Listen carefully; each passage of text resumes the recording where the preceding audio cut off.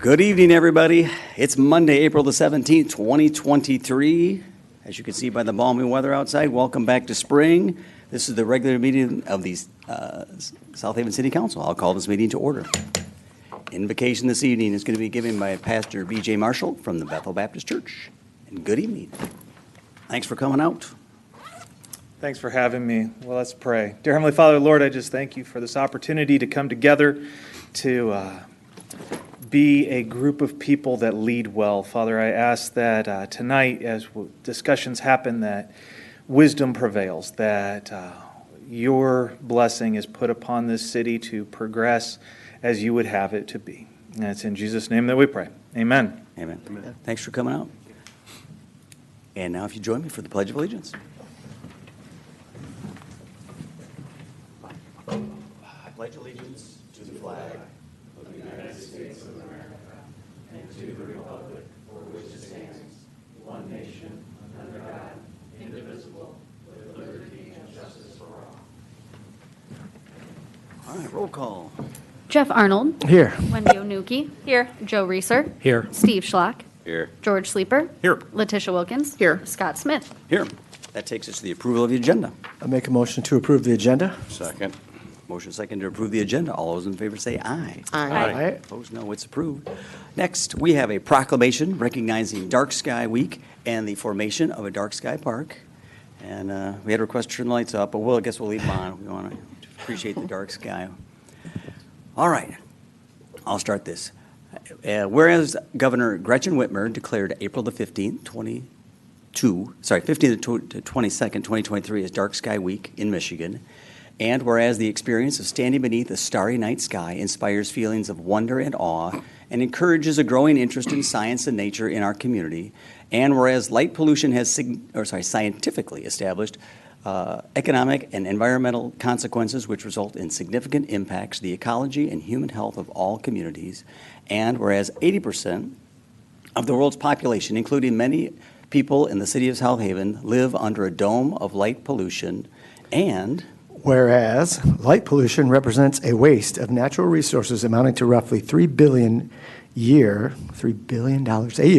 of wasted energy in the United States and contributes to diminished energy security while driving up energy costs. And whereas the city of South Haven is home to dozens of nocturnal wildlife species that rely on undisturbed night environments to hunt, mate, thrive, and pollinate our crops.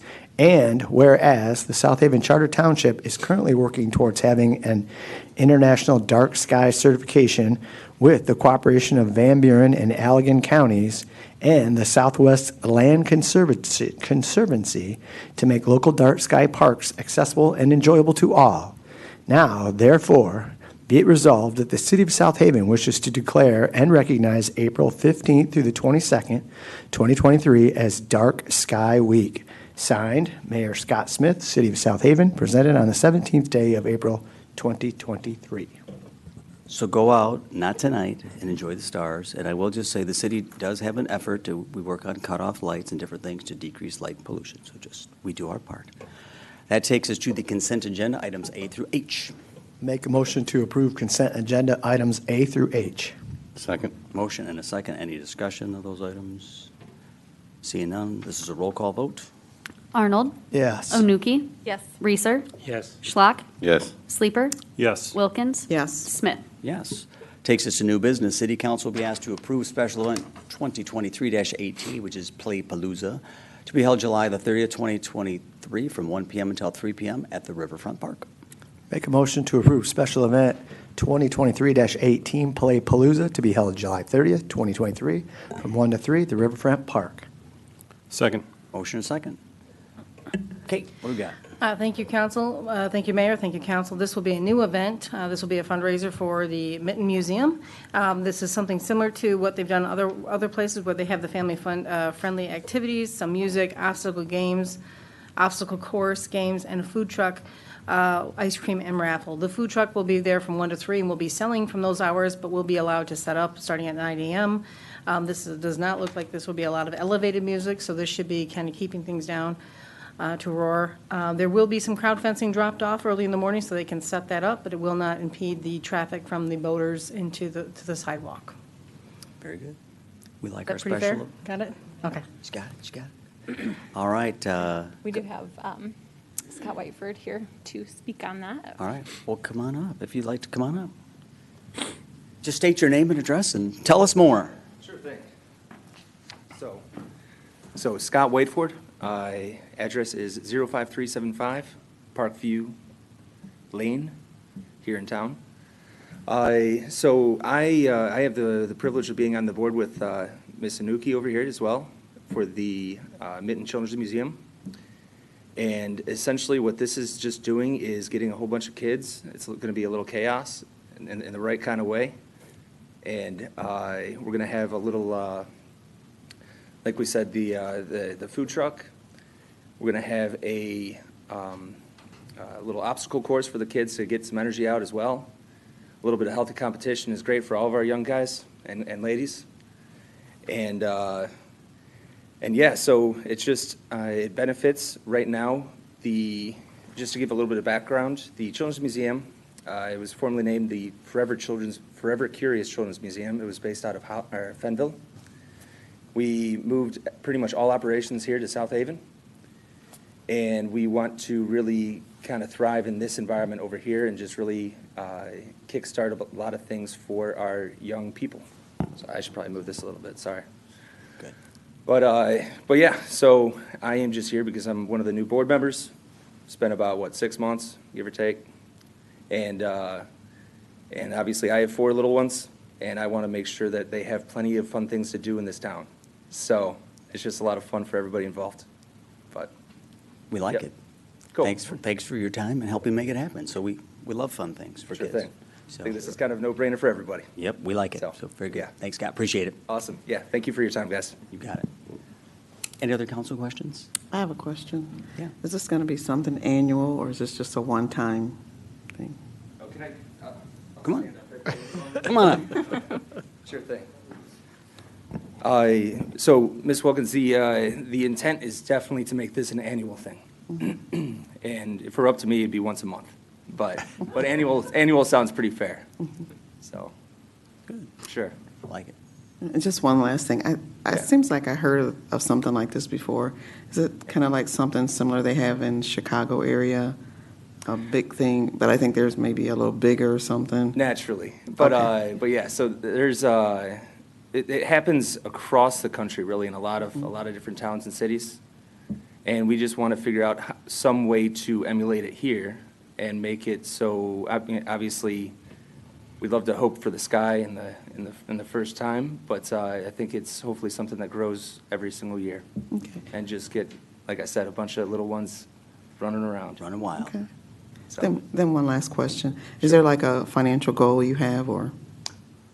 sure, we'd love to pay for all operations in the first year, but I don't think that's going to happen. So, realistically, if we're able to raise even a good like $5,000 to $10,000 for the museum, that would be wonderful. So, and just keep things going over there too. Okay. Yeah, I know. I could tell you firsthand, my kids love what they call nighttime walks after dinner. So we walk around town and all that, and then they usually say, "Well, is the Children's Museum open?" I say, "Unfortunately, not right now, honey." So, but they love going to the place. So, Wonderful. Very cool. Anything else before he escapes? Looks like you're in the clear. alrighty. Thanks Cool. again. Thanks for your time, guys. Appreciate it. Were there any public questions or comments on this? All right, see nothing else here. If not, we have a motion second to approve special event 2023-18 Playpalooza. All those in favor say aye. Aye. Opposed, no. It's approved. I abstained, just for the Perfect. record. Oh, yes, you abstain. Secret under that mask. Next, City Council will be asked to consider approval of an addendum to the approved purchase and sale agreement with Berkshire Hathaway for the purchase of the former Michigan State Police Building and surrounding property located at 720 LaGrange. Make a motion to approve an addendum to the approved purchase and sale agreement to Berkshire Hathaway for the purchase of the former Michigan State Police Building and surrounding property located at 720 LaGrange. Second. Motion and a second. Kate, got it?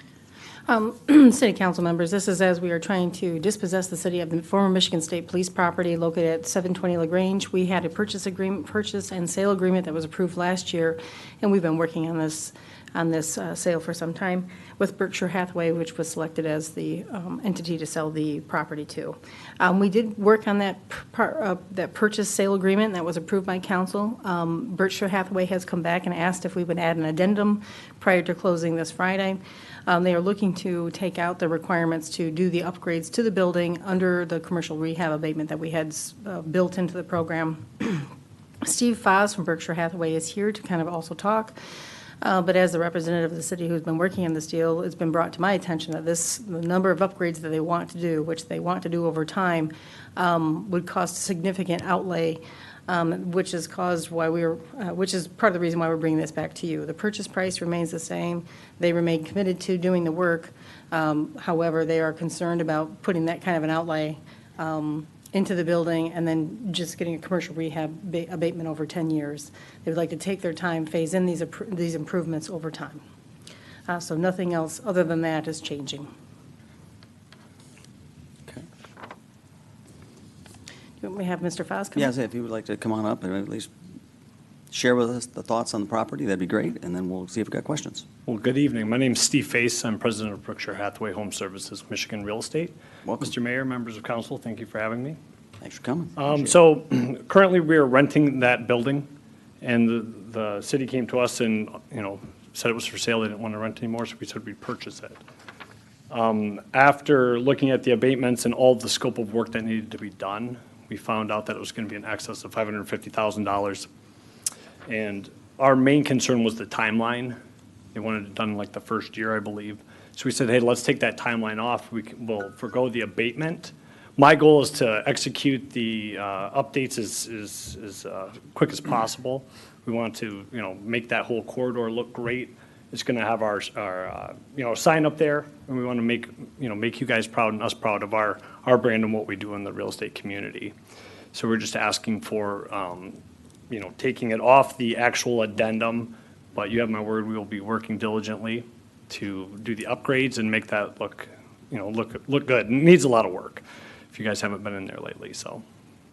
It's a fortress. It is a fortress. It is a good place, yes. That it is. Anybody have any questions? I have one. Yes. I loved the idea of the pocket park right down there. Do you have any time frame in mind for when you might be able to do that? Well, my goal was to get it done right away. As you guys know, the economy and what's happening right now. So we will be doing landscaping to the front of the building and cutting some of those trees down, all the deadfall. So I'm hoping we're going to get the landscaping done this spring, probably soon. I got to close on the place. But hopefully by midsummer, end of summer, it's kind of the goal on that. There's a lot of interior stuff that we need to work on too, but that is definitely on the docket for this year. Okay, awesome. Very good. Thank you. Any other for this group? I am looking forward to see it improve. So that whole area is looking better, but I'm looking forward to the improvement to that site. So I'm glad you Thank guys you. are going to take it on. I appreciate that. So, Thank you. all right. Thanks. I think that's it. Yeah. Any public questions or comments before we move on? All right, seeing none, if there's nothing here, we've got a motion and a second to approve the addendum to the approved purchase and sale agreement with Berkshire Hathaway.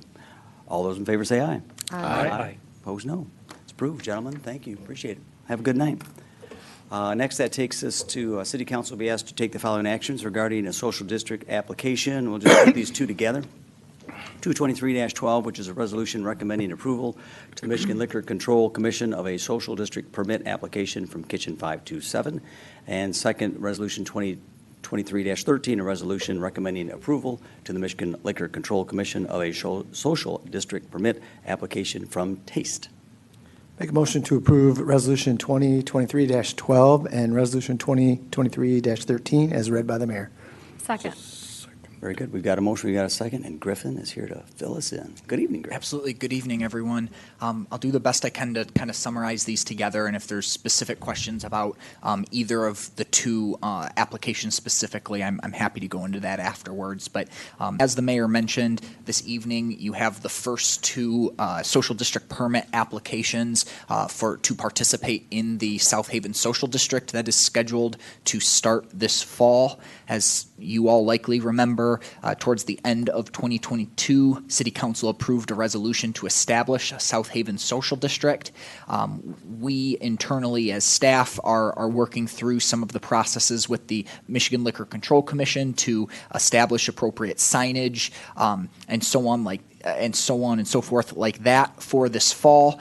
The other piece of establishing a social district is for eligible businesses to actually make formal application first to the local unit of government and then to the Michigan Liquor Control Commission to actually participate in an established social district. So that's what we have before you this evening is those first applications from Kitchen 527 and Taste, two of our fantastic local restaurants downtown who have submitted the requested materials, including the signed copy of the South Haven Social District Participation Agreement that we all discussed a little bit at the time of establishing the district to make sure there are some extra safeguards in place and make sure that everyone is aware of our expectations when it comes to participating in this district.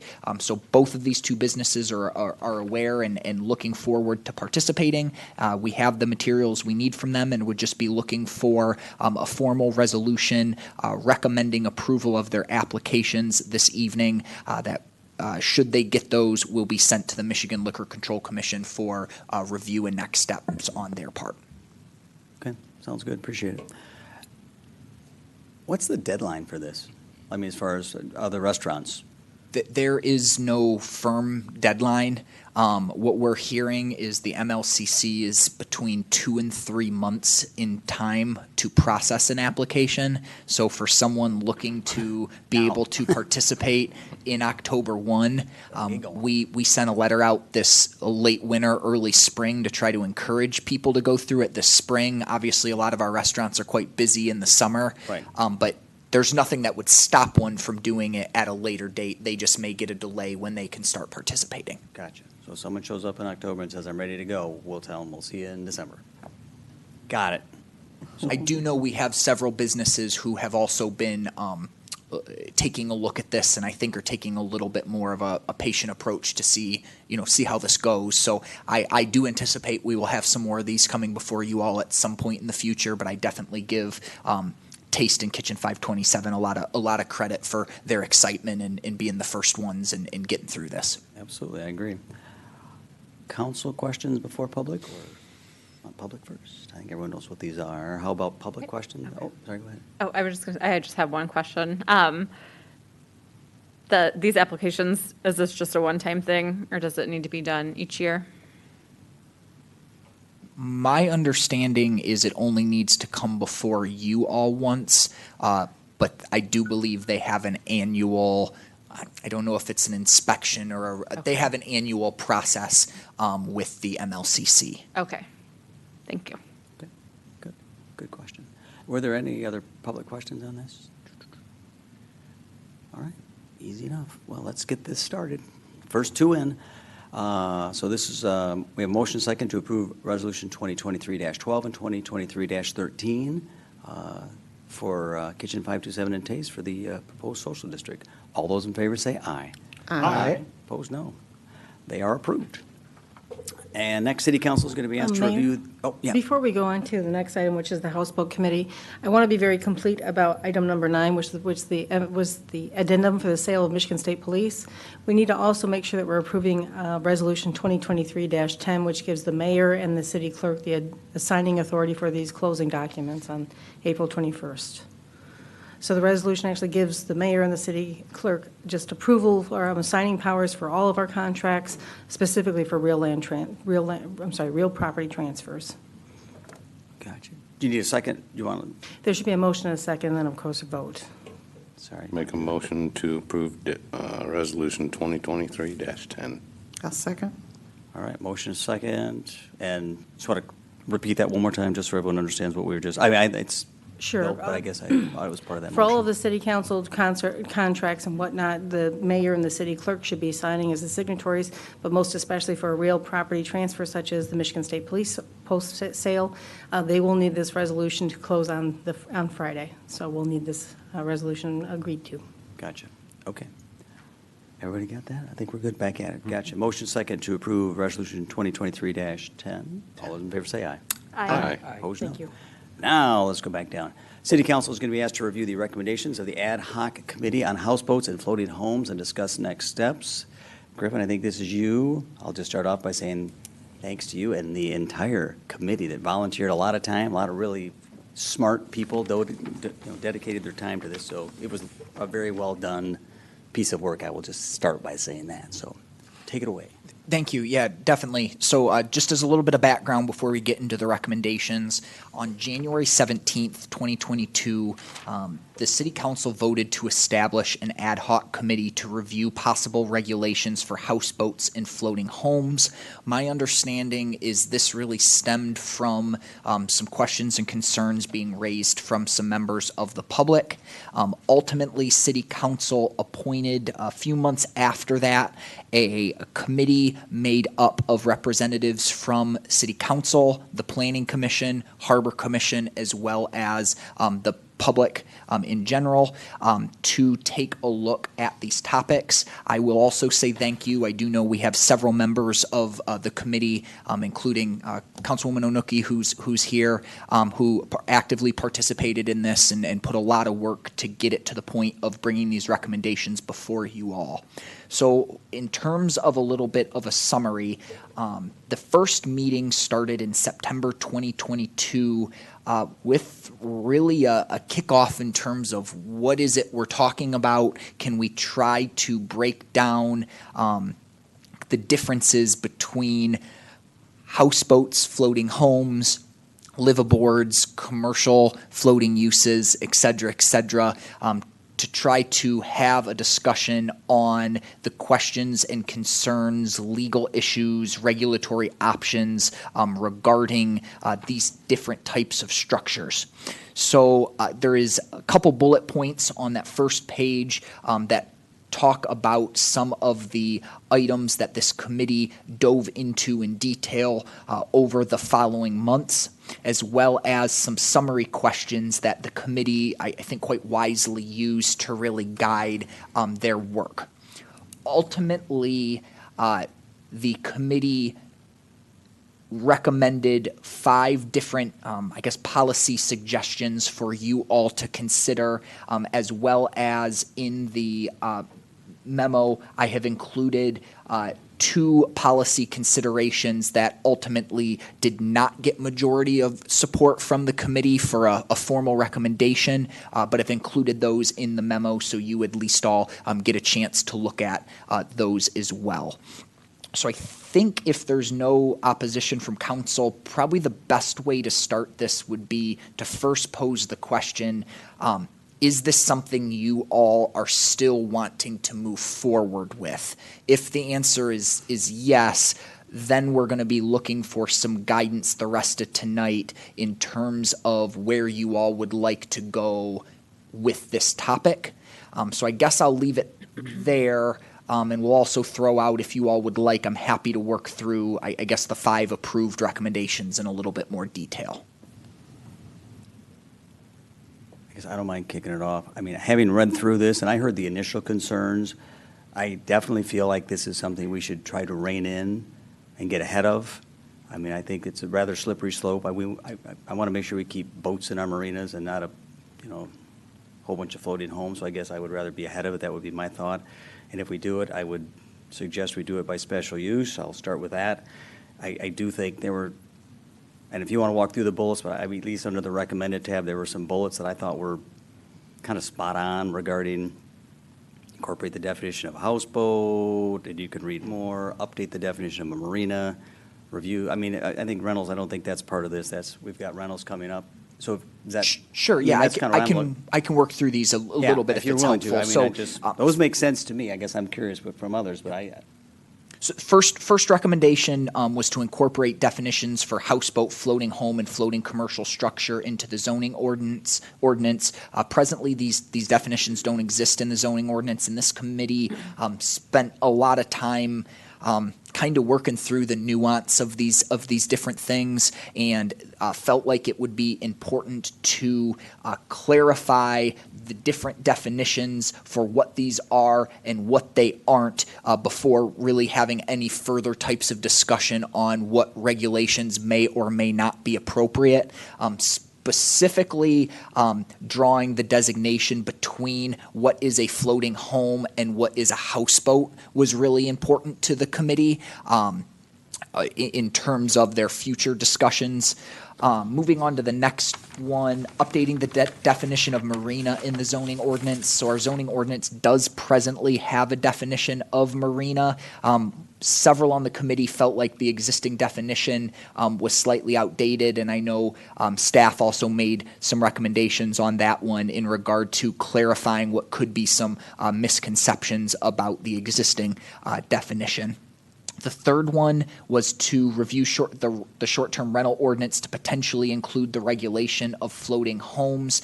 There were definitely some concerns expressed about the potential impacts of the short-term renting of these types of structures. Presently, the short-term rental ordinance only applies to dwelling units in a building, which would not cover these floating homes. So there were some thoughts that this is a topic that City Council could potentially consider in their upcoming reviews associated with the zoning ordinance. I will share that we're kind of talking about a round peg in a square hole when it talks about some of the structure of our existing short-term rental ordinance and trying to fit something like these into it, but nevertheless, it's something for you all to consider this evening and moving forward. The next one, allowing floating homes and floating commercial structures in the B3 zoning district by special land use. As many of you are aware, almost all of the land and zoning districts adjacent to the river are in that B3 zoning district. There was, I guess, a balance that was attempted to be struck by the committee in not saying outright no to these types of uses, but putting some additional performance standards in place. Special land use is one way by which that could take place, and that's ultimately what they considered.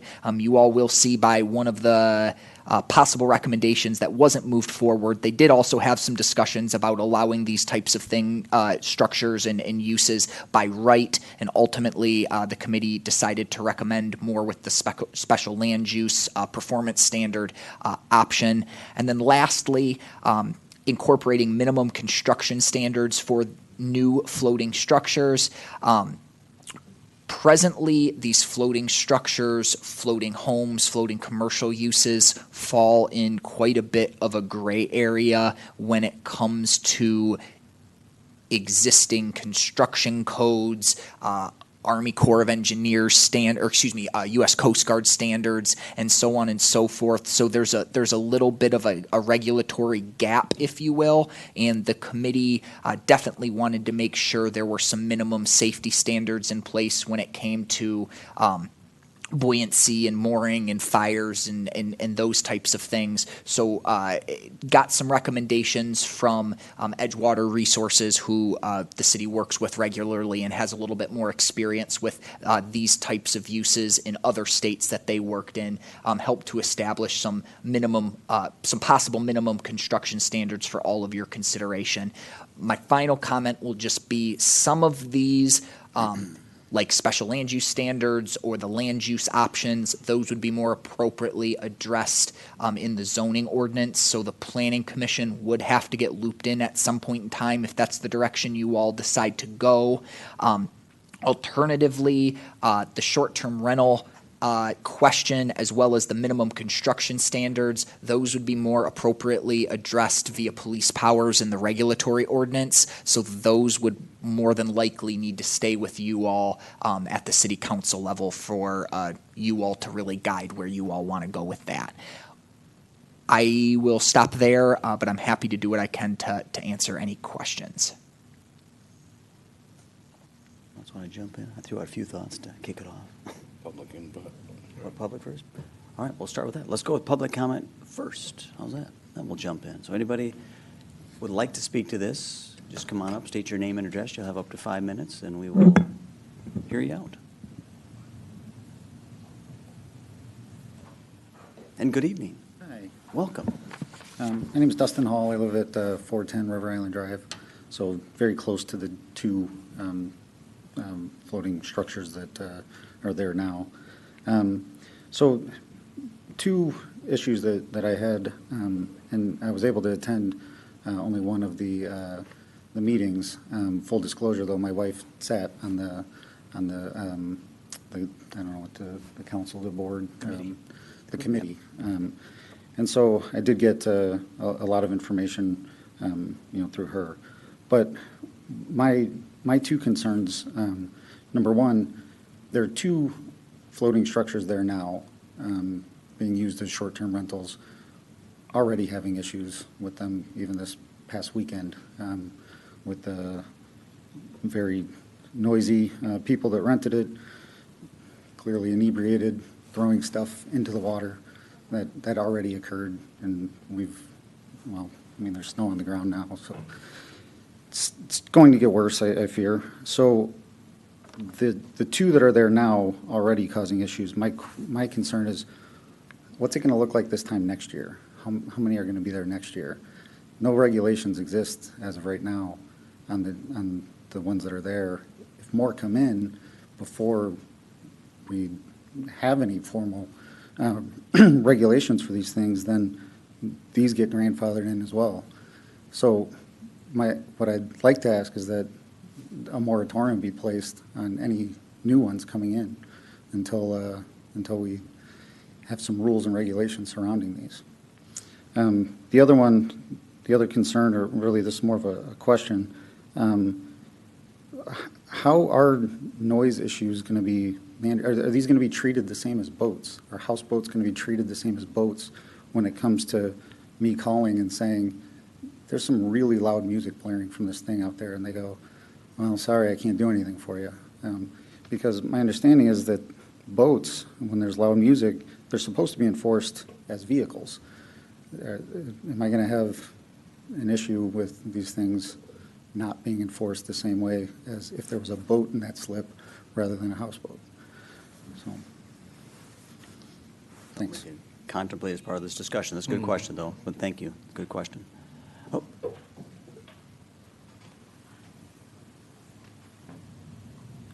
Dan Agnello, 964 Everett Parkway.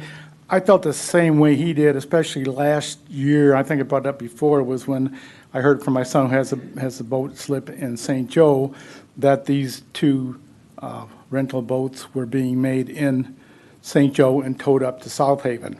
I'm not sure why they did that. Maybe because St. Joe might have rules about it. Maybe, I don't know, Griffin, if you guys have looked into that or not, but I don't know why they brought them up here. Maybe because we don't have any rules. But I agree, this thing can get out of hand. All we have to do is, anybody can bring a boat in right now and rent it. And I know for a fact that there's a couple of boats, I know some friends of mine that live on the river, that people are living in there all the time, at least all summer long, not just coming in for the weekend or that's their slip and they go out every day. They actually live in that boat. So I'm glad we're getting onto it, but I think we might have to, like you said, put a moratorium, just like they did on short-term rentals, until this thing can be figured out. Because otherwise, we're going to have a big problem. This is what, we got this problem before with short-term rentals, because we had to put a moratorium on them until things are straightened out. And I think it's 2018 when some more rules were made and whatever, the ratios and the amount of STRs. So I think the same thing should be done. So you guys should consider it very soon, because May is coming up. boats go in the water on the 15th because the water's turned on, okay? Electricity's always there, but you can't put your boat in the water if you can use water because they don't want the lines to freeze. So almost every marina said you can come in April 15th and you got to be out by October 15th because we're turning off the water. So the rentals can start anytime. So just want to let you know. Thank you. Okay, thank you.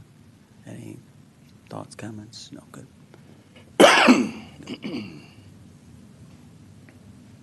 Good evening, Joe. Hi, Scott.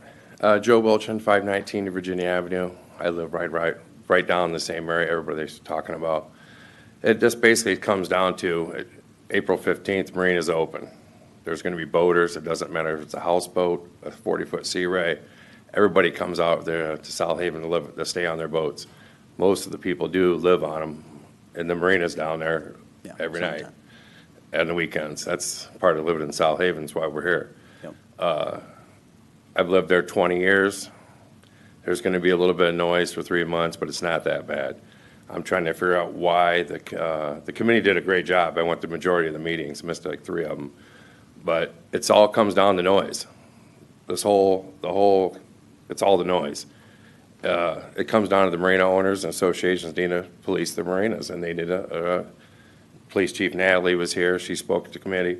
She said she explained the process. Everybody has to start writing tickets, or the association needs to get fined, or they need to kick the boaters out. There's no reason to change regulations and go through the whole process here over 2 barges in Woodland Harbor Marina is what we're talking about. Andrea and them live 30 yards from it. I understand, but we got 4 marinas right around their house when they bought there. It all comes down to you bought 4 marinas right on the river. It's going to be a little bit of noise for 3 months, but it comes down to need to be writing tickets, and that's solve everybody's problems. Follow the ordinance we have, and there's no need to be a moratorium and all this stuff. Anyway. Appreciate it. No, Thank that's you. good. I agree. Noise is a piece of it, but there's a bit more to this that we're talking about. But thanks for your comments.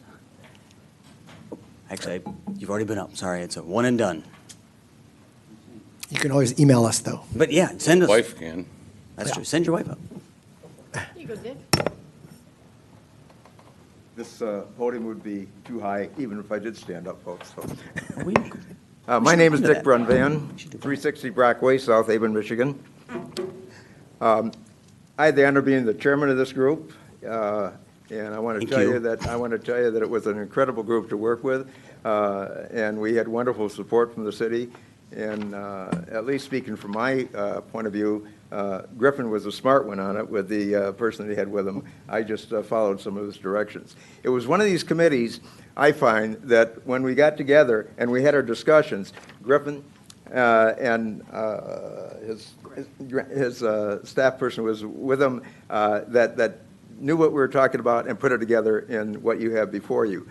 What is the problem, and has been the problem if you live on a river and you know how sound goes, is sound.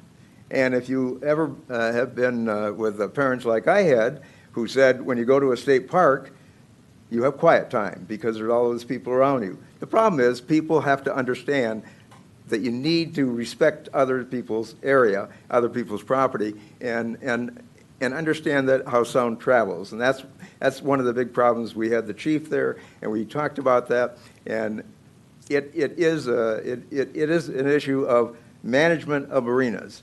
And I think the other thing that comes up is that the number of marinas that would be appropriate for these houseboats and floating homes are pretty minor in the city when you think about it. Harbor Club is the exception. For some reason, they have chosen to put a couple of boats in there. They aren't cheap. They are very expensive, and I think any other marina would have to think twice before they put that in there. Well, I don't know. I don't know how that would all figure out in a business plan. But I want to say that what we came up with, I think, was a set of recommendations rather than saying put another ordinance in. We didn't need another ordinance, but a set of recommendations that you could look at that would, in fact, set up some systems so you wouldn't see the slippery slope and see a lot of floating barges, floating homes come in that would cause problems. The other thing that was interesting, if those of us have been around long enough, we may remember when the Idler came in. I don't remember actually being here when it came in, but I talked to Don Nichols and talked about the story about how that got here. That's been a floating restaurant in there for all those years under, really, who controls it? And then the Admiral Jacks came in, and I know the Harbor Commission had a difficulty, and the Coast Guard had difficulty saying, you know, is it got a motor on it? Well, we don't want to deal with it, and who's going to deal with it? And the city, as we look into it, did a great job of getting that there. Under this proposal, we're saying, hey, let's make that a commercial district. Let's at least get it down so we know what's in there, we know what rules is under, and we know who can tell if the structure is right or if the parking's right or whatever. So that's the discussion. We did have a good discussion on sound. We did have a good discussion on neighborhood issues around there. And I think we did have a good discussion on keeping the beauty of the Black River and the marinas that are within the city. And I think with the help of the city and putting this together and Griffin putting it all together, we have a decent document. So It's very good. I thank you very appreciate much. it. And again, thanks for your time. So how's state looking this fall? We doing okay? Well, state- I've got both my state fans here. I got to Well, ask you. I State had looking my okay? Michigan State material on today, and I No, said I know. I probably shouldn't do that. You're allowed. It's okay. Bring it in. We're You smart got Griffin now. here. He's he'll support you. Yes, But we no, did thank discuss you that. for your time. It shows this is a great document, so we appreciate it. Whether anybody else had a public question or comment? And good evening. Hi, And thanks for participating. thank you for having me. Andrea Hull, 410 River Island Drive. So I was on the committee with the houseboats, and just to direct what Joe said, since he mentioned my name directly, it's a little bit of a different situation when you have a purpose-built floating home that's been brought in to be a short-term rental versus a boat. I knew what I was getting into when I bought the house. I knew that there would be noise. I was comfortable with that in order to be close to the water. What I'm not comfortable with is the change that's going to come with, my understanding is there are plans to put in not only two, but multiple, and they want to put them all back to back to back. It basically turns into a campground. I didn't buy a house next to a campground, and that's essentially what it's turned into. And I think really without some sort of moratorium, they're going to push these things in as soon as they can, and they get grandfathered, and that's it. We're stuck with them. And according to Griffin, when I was on the committee, there's no way to remove them once they're there, and that's it. So we have one chance, and I ask that you all do something to fix it. Thank you. Thanks for your comments. Is there anybody else? Going once, going twice. David Veenstra, 1220 Monroe Boulevard. I appreciate the work that everyone put in on this committee. Some of these comments have really resonated with me, and especially the first one, I think, gentleman was Dustin, mentioned people throwing stuff in the water. That's really disturbing to me. I do think that there's a need for an immediate moratorium starting tonight. I think that's something that the council could do tonight until we get these things sorted out. It just sounds like right now it's a free-for-all and anyone could come in and do anything. I really think that action needs to be taken tonight. Thank you. Thanks for your comments. Appreciate it. Was there anybody else? All right. Done. Public. It's done. Council comments. Well, I see that the moratorium was discussed by the committee and not recommended.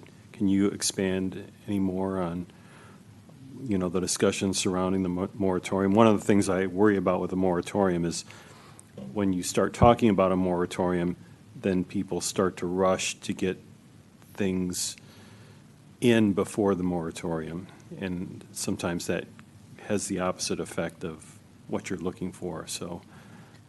I will do the best I can. This was definitely one of the topics that was discussed periodically throughout the work of the committee. I know part of my role was always to kind of encourage the committee that, that was something they all could consider as a recommendation, but to take a step like implement a moratorium, that's only something that the governing body could put in place.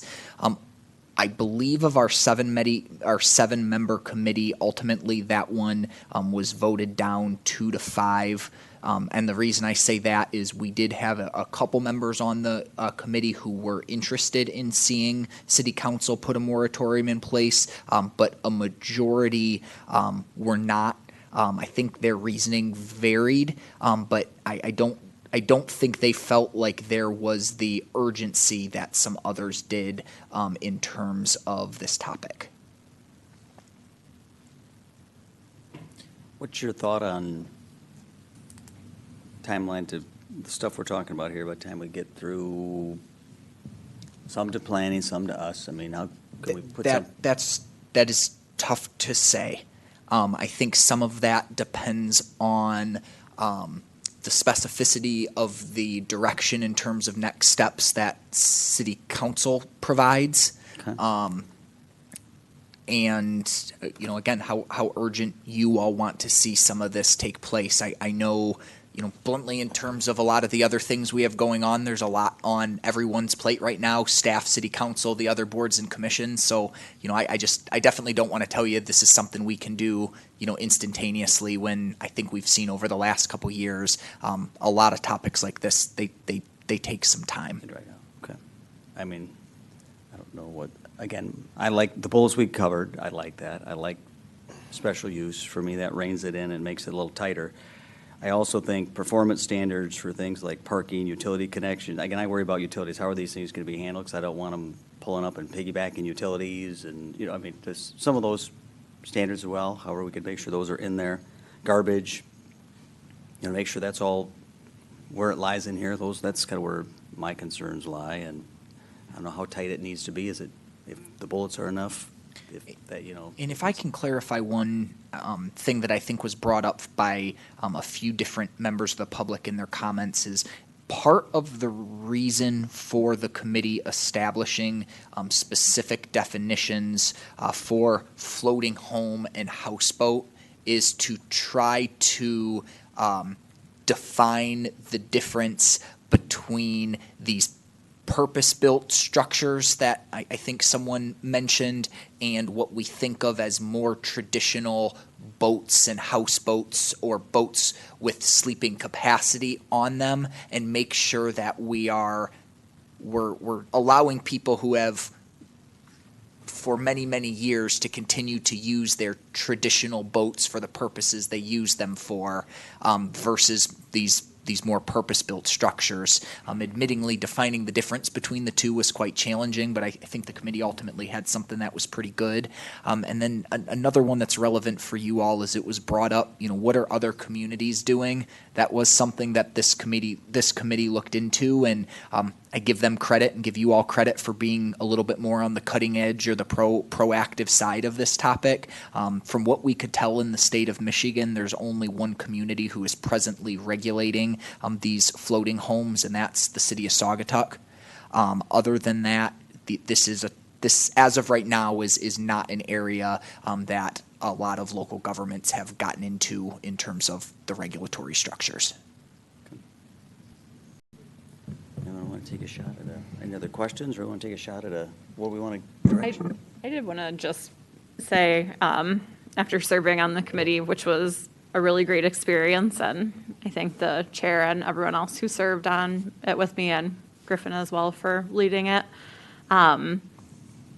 I was one who voted for the moratorium just because I could see, like your phrase that used, Mayor, that it could be a slippery slope, and it does have the ability to impact our residents' lives in a negative way.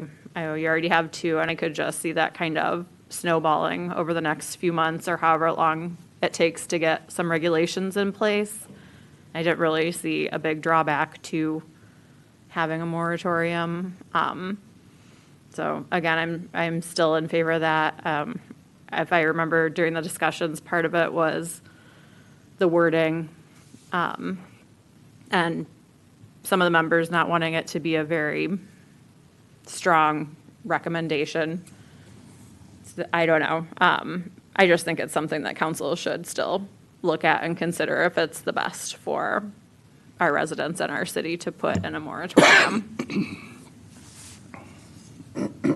My thought, certainly great work. I spent a little time on the Harbor Commission with Mr. Brunvin, and I remember trying to struggle with Admiral Jack said, the Coast Guard said, well, it's not a boat. And we said, well, it is a boat. And no one, knew what to do with it. Obviously, that sorted out. But so really great things here that we want minimum construction standards and we've got these definitions because, we need to have all that stuff. But like what Wendy said, I'm at the point where I don't want any more short-term rentals in South Haven. And so, I want to approve all these bullet items, but I would like to fast track, if we somehow said they can't be used for short-term rentals. I'd be great with that. And then we could take our time to get all the other things done. But I don't know how we get that done right now. But that's my thought, And I worry, like George said, that a moratorium creates a land rush or a boat rush in this case. And So you're saying the bullets I like all the bullet points, and I would like to. restrict short-term rentals until further notice? Or I don't know. Yeah. I don't know. Griffin's giving me I don't know. Obviously, we're about to review STRs anyway, so we could review that as part of the process, which is, again, that's coming up, so.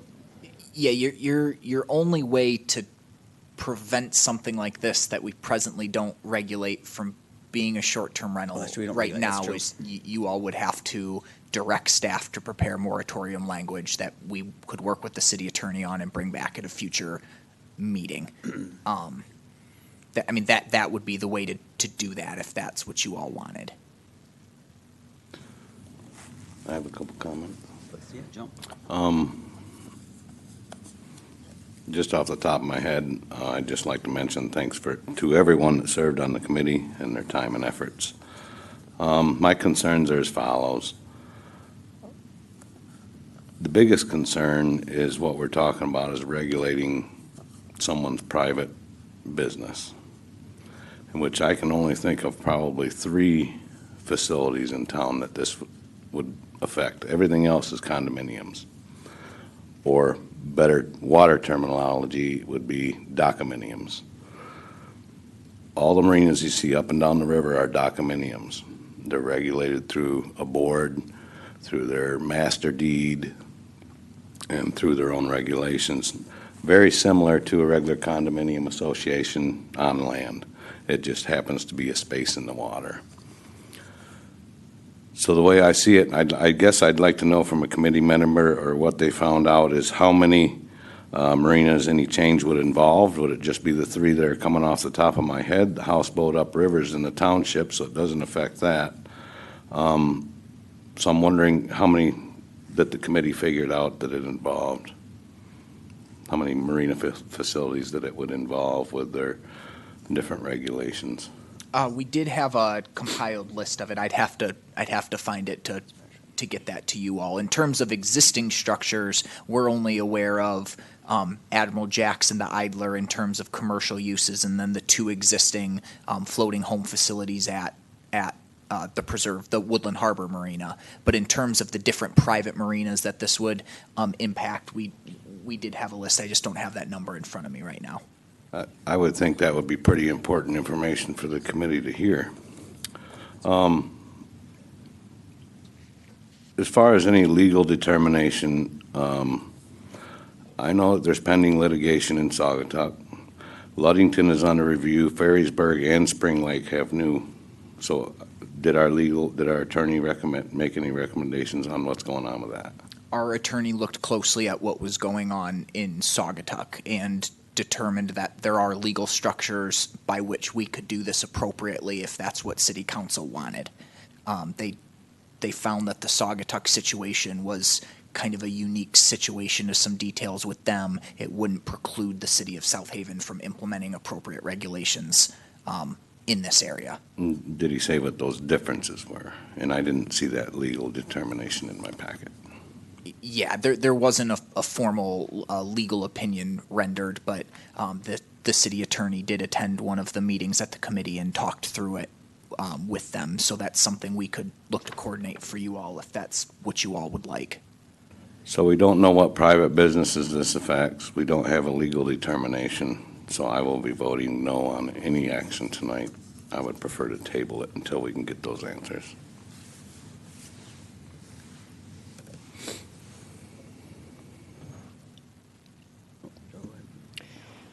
I'm probably the least capable of making a good judgment on this. But I will say this, I've always said that downtown South Haven's the heart of the city, and the river is the vein and the artery that goes in and out. And my worry about this is, like the human heart, you can only put so much in a vein and artery, and if it gets clogged, you die. I don't know, and I just don't know, if we approve this, would we start putting water homes and different structures in the river that are going to take away from, A, the beauty, or will it get overcrowded or cause a problem? I don't know. But that was my first concern. So I could put, right now you're looking at regulating and kind of putting controls in place so that doesn't happen. That's kind of what you're, or at least to understand what's coming in. Because right now, we don't have any control over that, so. But to me, effectively, if some of these regulations pass, to me, it's like telling Clementines they can't serve steak, they can only serve lemons. It's regulating a private business because all the other slips are condominiums. So I think that we're dealing with 3 different marinas, probably Slipaway Cove, Mittendary, and Woodland Harbor. Am I correct? I believe so. So if we're trying to tell those marinas what they can and can't do in their marina business, I have a problem with that. I guess for me, we're on a different plane right now because boats are boats and houses are houses. And when you talk about houses, you're talking about for me, it's very different. I know you can flush a toilet on a boat, but when you start putting houses on structures, and now I've got to get rid of waste and all the others, for me, there's just a lot of concerns and how it's. Do you know how many boats I launch every year that the engines have been removed, but they still have MC numbers and they get pushed to their slip and they're using them for that? A lot. I have, yeah, I'm sure. So You what see a lot. difference does it make? You can call it anything you want, but if I have a private business, I don't want anybody telling me what kind of pop I have to serve. I just have a question. There won't be any houseboats on the river. There's no place for them. Private marinas have that option. So Steve, you're telling me, and I don't know this, I'm asking, believe me, I'm not leading you. So the only place they could put any of these 3 structures is in existing marinas? Otherwise, it would have to go through Harbor Commission and Planning Commission for any change on dockage. If you got to widen out a dock for a bigger houseboat, if you say, it would have to come through Harbor Commission, Planning Commission, City Council, most likely. Okay. So I didn't know. that's not going to change without all those procedures and plans that we already have in place. We already have these laws, noise ordinances, we have parking ordinances, everything else. I just don't think we need it until we see the legal ramifications of it, or can be at least advised on the legal ramifications. Mayor, I think Letitia had a comment or question. Oh, sorry, Letitia, go ahead. Well, I was just sitting here listening to Steve. I think I have a better understanding, but I guess my biggest concern is just the residents. I understand what he's saying about the private business, but I just listening to some of what the things that residents said, I just think that we need to consider, what the residents are saying, because I think that's our job. I think, if I can, Mr. Mayor, the noise was a topic that was brought up, noise and nuisance in general, was topics that was brought up and discussed by the committee. We did bring Chief Thompson in to discuss, with the group, the existing noise ordinances we have in place and how folks can go about submitting and reporting concerns. I know we also, on the staff side, we'll make sure we take a look at, what's already being done in terms of the enforcement of these types of things. So there are some tools in place regarding some of the nuisance that we can make sure we are implementing effectively. So will that help us come to like a happy medium, you think? I think that's something only you all can answer in terms of the happy medium part. I think, there are some improvements we can always make when it comes to enforcement. I think, we've showed over the last couple years, with the direction of council that, hearing enforcement is important and making sure that, we are aggressively pursuing enforcement action as appropriate. So, I definitely think there is areas that we can improve there, given some of the existing regulations we have in place for noise and such. So if we table this tonight, just saying if we do, would this come back up our next meeting, or? You all could give us some direction on when you would want to see it and what kind of information. I know, Steve mentioned a few details that, he would like to see. If it's brought back, that's stuff we could work on. If there's other things, we can work on that too. I guess one, and this is kind of going back to the moratorium issue, so the wording of a moratorium would need to be well thought out because, like you pointed out, we don't really have definitions anywhere that would allow us to separate out what we want to not have versus what is, we think we should be allowed, and we'd want to make sure that that would be clear enough that we wouldn't. The city presently has an ordinance for implementing a moratorium, and it requires it to be done so by resolution. I know I can sit here in front of you all and tell you with a level of confidence that I would only recommend something like that after it was prepared and drafted and vetted by the city attorney because of the potential implications of an action like that. So it is something we could do if that's what you all wanted, but it would take some preparation to make sure we're doing it in a way that is appropriate. And you're correct, George. We would have to give a lot of thought because currently these are not defined in our ordinance. And basically what you'd be doing is, by resolution, doing an ordinance change in my mind. And I would almost rather take that effort and gear it toward an actual ordinance change that goes through the whole process. And I do like your thought that you've got some land use issues here that would go in the zoning ordinance, and then you've got some other issues that would go in the code of ordinances. And, it's like, I see almost like, well, we wouldn't allow somebody to, have a motorhome in their driveway that they were going to rent out as a short-term rental. This is almost analogous to that, only it's instead of a driveway, it's in the river, so at a marina. So I do think there's a safety issue here. I think there's an issue of kind of a gray area of land use that we'd want to get ahead of, as the mayor said. So I do think that we should direct staff to go forward in this area with the recommendations from the committee. And I would like to see it done sooner than later, but I'm not in favor of a moratorium at this point. And I agree with Steve. Steve is probably the one with the most expertise on this council in this area, and so he makes a lot of good points. Would you like to make yours a motion? Move forward? I heard move forward with recommendations. Would you like that to be a motion? Yeah, I would love that to be a motion. Do we have a second? I'll second. Okay, so we heard the recommendations. Do you need by special use permit? Do you want specific? I mean, I don't know if you have thoughts on that, George, like by special use versus? Talk to me. The special land use is going to have to be, that's kind of a land use issue. And my guess it would be kind of in the B3 waterfront district, you would allow. Which would not include any of those? This to No, be. these are included, just the bullet. Special land use for a marina in the B3 waterfront district. That's the way I envision it, but that would have to go through planning commission to sort that out. So I wouldn't want to get too specific in giving direction to planning commission, because I think they're going to need to, like look that at what definition of Saugatuck marina?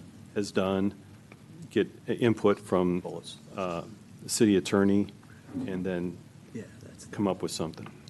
So George, I see it very similarly. I see if the 5 recommendations from the committee. Number 1, which is definitions of houseboats, floating homes, floating commercial structures. Number 2, updating the definition of marina. And number 4, essentially creating this as a special land use in the B3. Those would all have to go to Planning Commission because they'd be zoning ordinance items. Number 5 is minimum construction standards. That's regulatory. That would stay at this level. And then I think the feedback we heard as well is, short-term rentals is something you all want to consider when it comes to this topic. And with the short-term rental workshop later this week and that being a priority, that's something you all may want to continue to consider how that gets worked into wherever you all want to go with this. I feel like if we're not Clear. doing a moratorium, oh, sorry. I just want to confirm, we've got a motion, we've got a second? Yes. So at least to get moving. Yes. So why don't we take that up? You want a roll Can- call? Let's have some, yeah, no, so then now, if I'm clear, we got a motion, we got a second, then let's discuss that motion real quick. Okay. And we can move on. Anything else? I mean, thoughts, ideas? I'm About the motion, definitely yeah. game to move. Let's get it figured out and get ahead of it. I clearly, based on everyone's comments, it's important enough that it's got to move forward, and it's got to move forward soon, so that's why I seconded the motion. I definitely share, Steve is our expert when it comes to all things marina and boats, and so I share his concerns and hope we will answer his questions And you can get us the legal. in the process, yeah. Bring us back the legal framework. Okay? Yeah, I just wanted to say if we can make it a priority to fold that into the short-term rental so that the short-term rental ordinance as well in a timely manner so that we're not dealing with I think it's all. proliferation of them.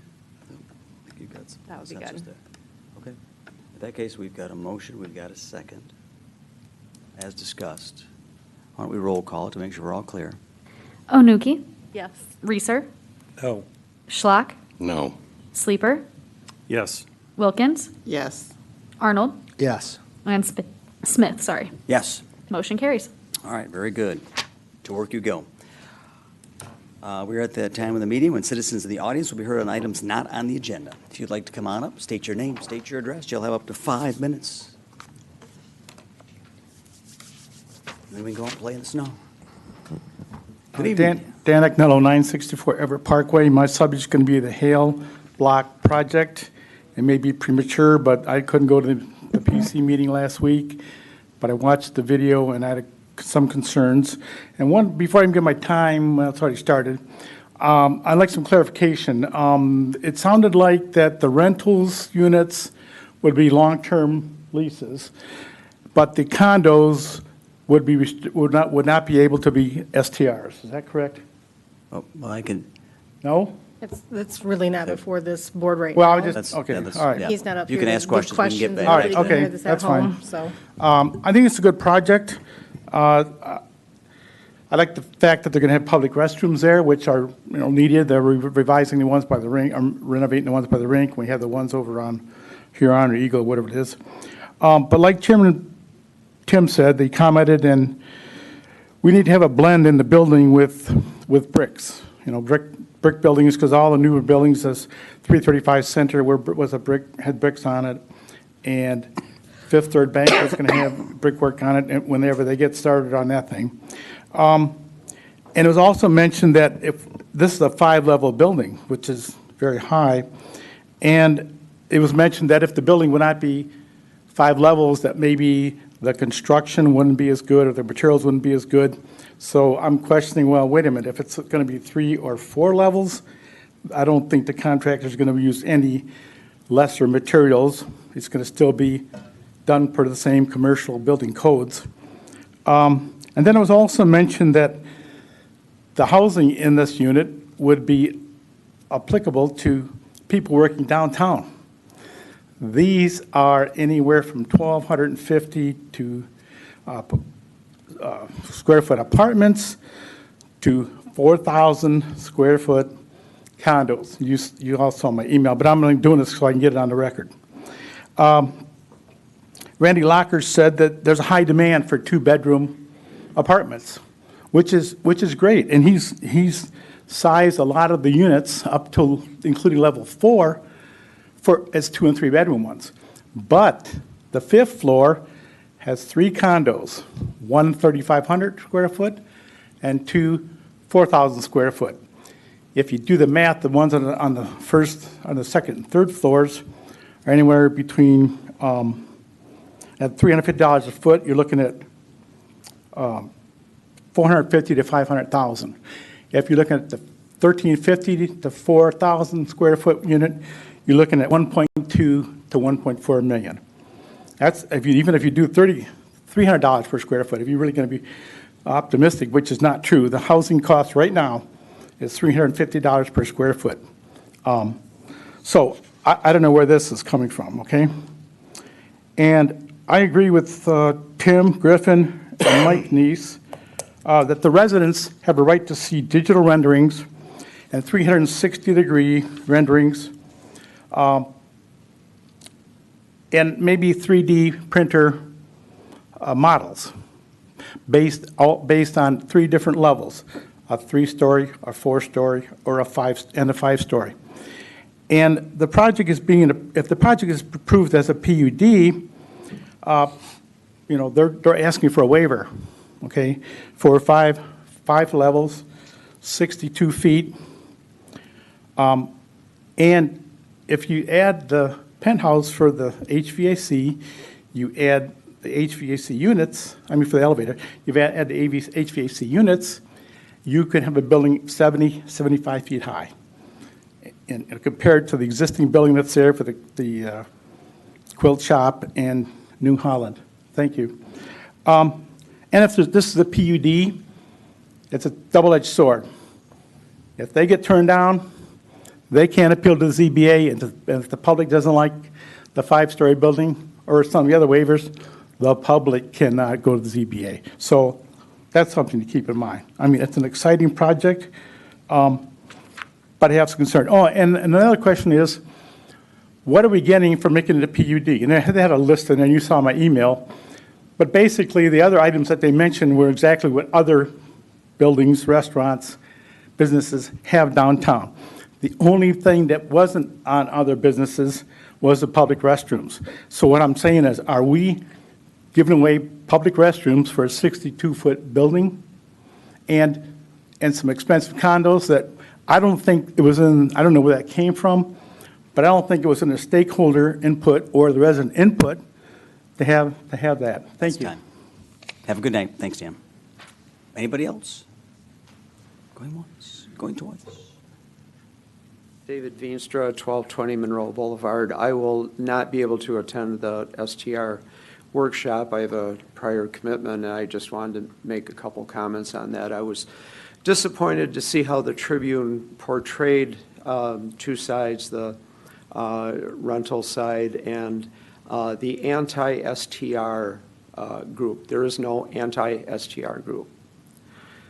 Neighborhoods Need Neighbors is a collaboration of many citizens who have concerns about STRs and would like them properly regulated. I don't know any anti-STR group or anti-STR people, so just wanted to make that clear. The other thing I'm wondering about is, we've seen now, a meeting and another study, meeting, another study, another meeting. We've been discussing this with council for years now, and really since as long as we've been here. And we are now most of the way done with another fiscal year in which the number 2 priority was to look at STRs. So what I would really like to know, and I'll sit down and I'd love to hear an answer to this question, if possible. What's the next step and what's the timeline? Are we going to have an actual action proposal? Thank you. Thank you very much. we do have an upcoming meeting. It was our priority. This group said they wanted to see more data. We said we wanted to see an impact study. We wanted to see a community survey. Those were both done. Data was gathered, setting up a public meeting. I think the plan after that is to, obviously, this is a listening session. It's going to come back, and this body will then make some decisions on how we're going to take that data, all the data we've got to date, information from that meeting, and move forward. So I think we're where we're supposed to be relative to the fiscal year. We're moving it through, so. Anybody else? Once, twice, gone. City manager comments. Kate. Thank you, Mayor. I did write some notes down, but now we have to fight them. As David kind of mentioned, we do have our first part of our workshop, which is the STR workshop, this Thursday, starting at 6 p.m. at the Integrated Learning Center in the South Haven High School. You might want to use the east doors on the north side of the building. So go in where you'd have to go pick up your student. If you're not familiar with that, use the northeast doors. That is meant to be an informational session. We will have some presentations. We need to get everybody on the same page, understanding what does the ordinance say, how we got here, how do we get the numbers, and then we will have some conversations, presentations by the Neighborhoods Need Neighbors group and the South Haven Vacation Rental Alliance. This is part of. This also means, what does council want to see after this? I think we'll have to see what comes out of this meeting. It is meant to be informational. It is meant to be listening to hear what everybody has got going on. 2, I would encourage the council members, bring your schedules with you, because we may be sitting either another workshop or understanding what comes next. So please understand what your availability is as we sit down with the facilitator and determine what that is. We also have a housing workshop that I'd like to get set with the council and the township. We are working on the housing plan. It is ready to be unveiled and presented.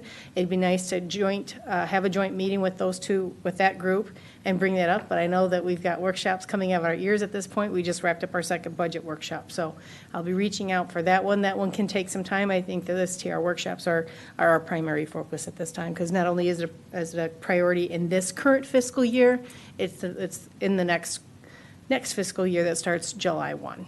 So those are my comments. We have a lot of work going on. Very good. Thank you. Clarification. Any questions? Yes, sir. Is the short-term rental, is it in the ILC or in LISTIAC? ILC. Okay. Yep. Okay. Good question. In the high school.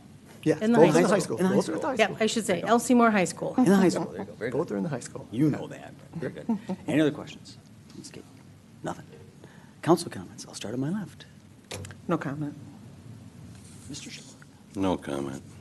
What's wrong with you? My comment, just thanks to Mr. Brunvan, Wendy, everyone that served on the Houseboat Committee. Obviously, a lot of hard work there, and based on our conversation, we still have a lot of work to do on that topic. That's my comment. I agree. It's Wendy. I was just wondering, it's more of a question though, but with the construction downtown, I know, or around town, I should say, it's confused a lot of people. Construction. Yeah, I know, and it's great. Where? It's going to be good, but I was just thinking, with our population in South Haven being a bit older, that it could be more confusing just because of that, people trying to figure out how to navigate the construction. It being an MDOT situation, I'm just wondering if we have been in touch with them, if there's any kind of extra signage or clarity they could provide. We are in constant communication with them. I do know that when we have wind events like we've been having, those make it very challenging, but trust me, they really try to put out a lot of signage and a lot of cones. What I would suggest is people take their time, try to see where they're going. If they're not in a lane, I can see that we had an issue last, I think Thursday or Friday, where we had a gentleman drive into one of those open pits. But I really would caution people to take your time, go a lot slower, because they do have a lot of signage and they have a lot of cones. But we've been going back and forth with MDOT to see if there's any other improvements that can be made, but you have to realize this is a state project, and they listen to state engineers. So we can ask, and they will do what they need to do. Okay, thank you. Very good. Thanks. That's all. Thank you, everyone, for coming tonight and for giving us your input. Really appreciate it. And I'd also like to thank everyone on the Houseboat Committee. You guys did a great job. I went through all the meeting minutes, and it was very interesting. There's great pictures about what's going on throughout the country of floating homes. That's it. Very good, thank you. Joe? No comment. All right, very good. I was just going to say, well, the bike path, good progress on that. If you've been watching it, it's kind of fun to watch that. And really, they're moving pretty quick on a lot of the construction. I'm impressed. Like, the intersection there is going pretty fast. I mean, it's not fast enough, but anyway, it looks good.